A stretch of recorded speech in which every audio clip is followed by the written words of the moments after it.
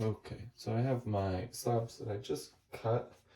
Um, if I'm taking and throwing these out, they're going to be thrown out to the same thickness, looking to be the thickness of one of these, or in your case, if you're at school, you'll use two of these. They're different thickness ones. So we're looking for that nice thickness though. It's about a pinky thickness. I'm going to take and compress these slabs that I have out. I want to compress clay so that everything's pushed together nicely. I'm not going to get any warping. It also gives me a nice smooth surface. I'm going to take and gently flip. Just a reminder, you should work on a wear board for these. If you're working on a surface that's not absorbing moisture, it's going to make it pretty hard for these to be thrown out.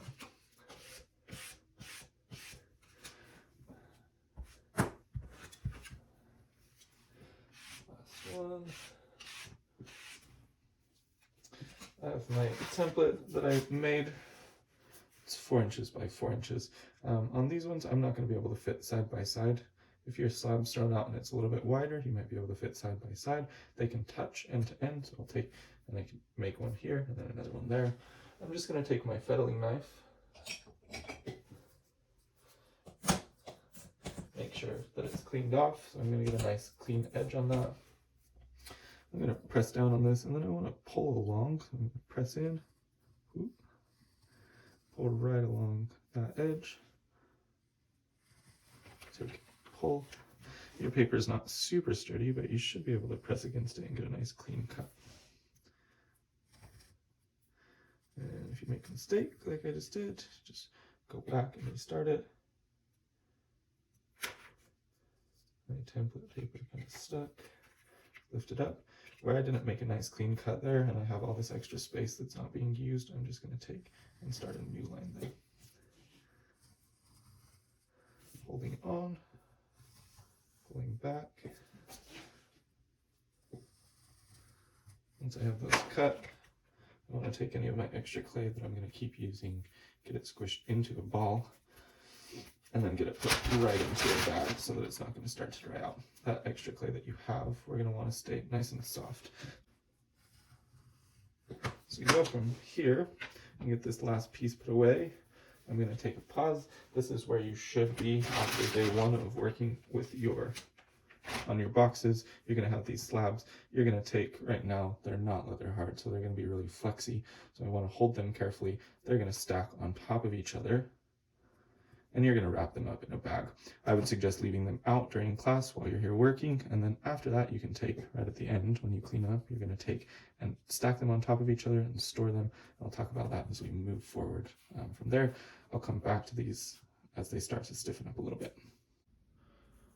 Okay, so my slabs have sat out, they've dried up a little bit, they hold themselves up. If I hold them out, they're still a little bit flexible, which is what we're looking for, especially where you won't be here for the next couple days between class.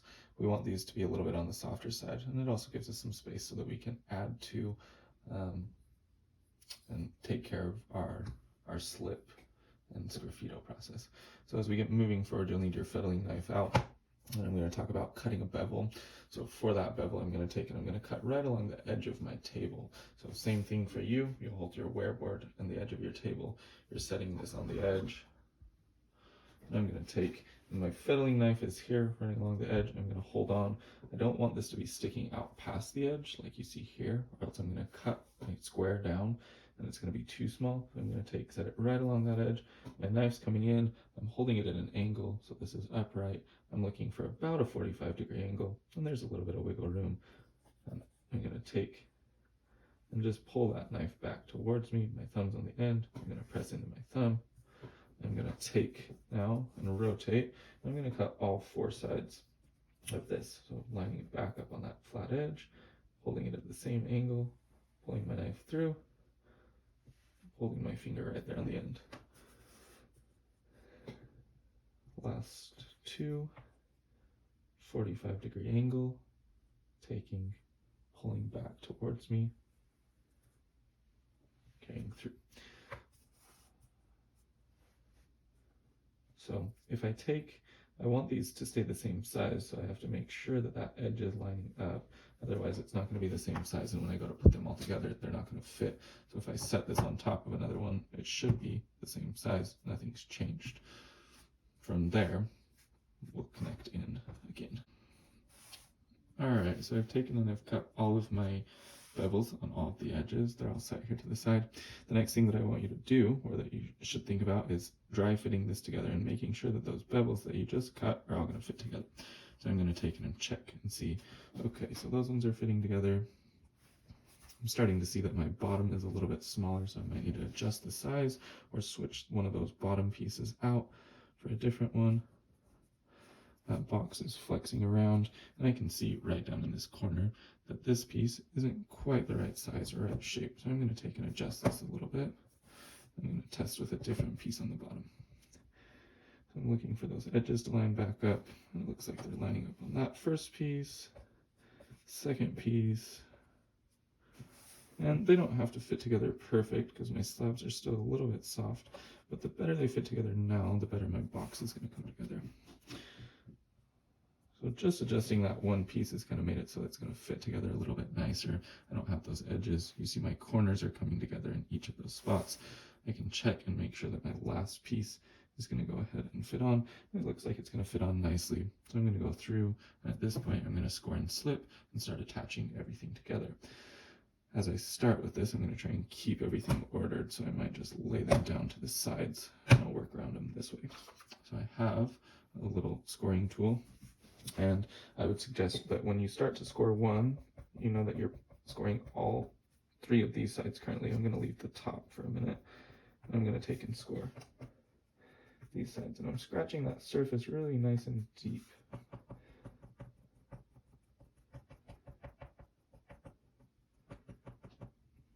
From there, I'm going to take a little bit of water, run this over that edge. We're going to use a little bit more water than you typically would use because these slabs are a little bit leather hard, or are leather hard. From there, I'm going to take and score just back over that surface, kind of activate that slip. I'm going to take and do the same thing on this bottom side. Score a little bit of water in there, some slip. And then I'm going to do two sides at a time, at least. If I try to stand up just my one side, it's going to make it so it's easier for it to fall down. I'm going to take and score these two sides at once.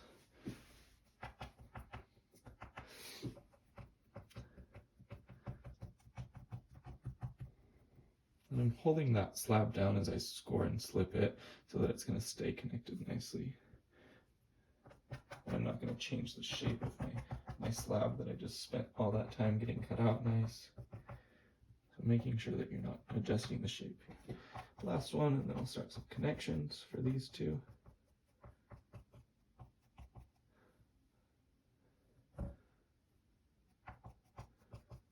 Alright, as I get started here, I'm going to take, get this guy lifted up. I can kind of set it there, and it'll probably stand upright for just a moment, but I want there to be something to support it. So I'm going to take and do two at a time. I'm going to gently work, and I'm pressing on the seams when I start this compression. So I'm going to take and my hands on the inside and on the outside. I'm going to compress it down on the bottom, making sure my bottom slab isn't moving. I'm just pressing that in so it's going to connect nice and firm. I don't want to press too hard on this outside and change the shape of that slab, but I do want to press so that they're connected. So same thing, I'm going to work from the top down on this first seam on this outside edge. Then coming back in, pressing this down on the inside, add some pressure down, and like in that first video we watched this class, it should lift up and hold itself together. If it's not, you probably want to go back in and compress a little bit more. As you look here on my side, my seam maybe isn't the nicest. I'll go back through and I'll clean that up, but it's also not too bad. There's a pretty clean line there. I'm going to take and score and slip and get the rest of this connected.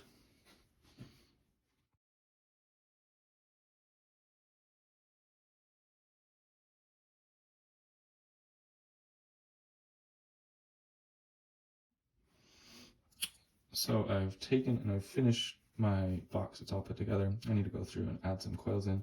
So I'm going to take some of that clay earlier that I had when I was rolling out my slabs. I'm going to roll it into a thin little coil. The thinner this is, the better, really. So it doesn't need to be something that's really thick and chunky. These boxes will be pretty small and a little bit light, so we want to make sure that we're taking and kind of matching that same idea. So I'm taking and working side to side, pressing on my coil, working in a little bit of space in front of me. You could be using a full table. And I'm looking to make my coil relatively nice and even. So I have this pretty even coil. It's nice and soft. That's what I'm looking for. I'm going to take now, and I'm going to start to lay it down on the inside. And my coil broke, so it's a little bit drier than I would like. So I'm taking this in, and I'm going to take it and gently press. As I press, I kind of want to be compressing on the outside as well, so I'm not changing the shape of that. As I take it and press it in, get to the corner, I'm going to come up. So that coil can carry along. It doesn't have to. And I just ripped off another little part of it. Just set it back on, carry it off. Then I want to take, and instead of just leaving it as those fingerprints in what I have, I'm going to take and run my finger back over it and smooth it out. That's going to help it stay in place, and it's also going to give us a nice clean seam along that bottom. So I'll do the same thing along this side. I can take it, press that clay, move it a little bit, make it so it's nice and clean on the interior, no sharp edges. And I'm coming in with the rest of that coil. I'm going to continue.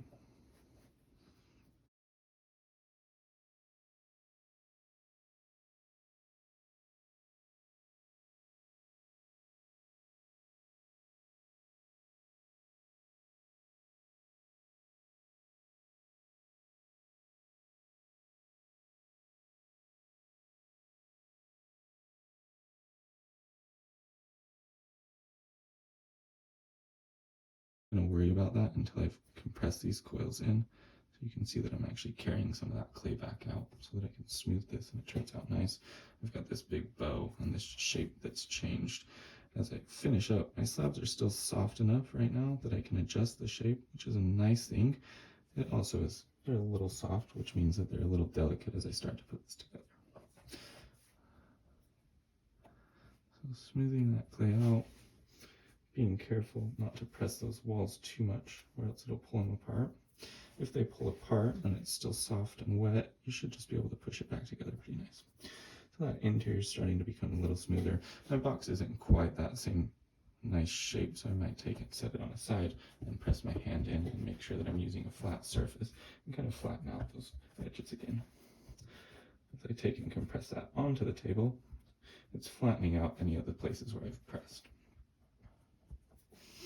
From there, it might be a little bit off of square now, so I'm going to take and just kind of adjust those shapes, but I don't have that same bow that you saw earlier. It doesn't curve in. So the last step for this video that we'll talk about is attaching that top. The next video we'll go through and I'll be cutting off the top. I'll be making a lid for this and we'll be moving forward from that side of things. So I'm going to take the same thing, going and slipping this, making sure that it's all getting put together nicely. Checking into our nice liquid clay that's piling up on my scoring tool. I have a big pile of that slip. That's what we're looking for. We want that clay to be able to be flexible, fit into all those gaps. I'm going to take and check and see, make sure that this is going to fit on there. If it fits on, I'm going to take now, and I'm gently going to hold the sides and I'm going to compress. I'm just going to compress that top together. So I'm pressing on the side and on the top, gently making sure that that seam is going to line up. And that I'm also not changing the shape of my box too much at this point. Making sure you get all four sides nice and evenly compressed. Now, from there, I can take and I can check those sides again, and I can give a little bit of wobble on each side, make sure that it's connected. We can see that my box is now a cube. We're at the point where you'd be ready to start cutting your lid off. So I'm going to stop this video and we'll start another one up for cutting your lid off and getting your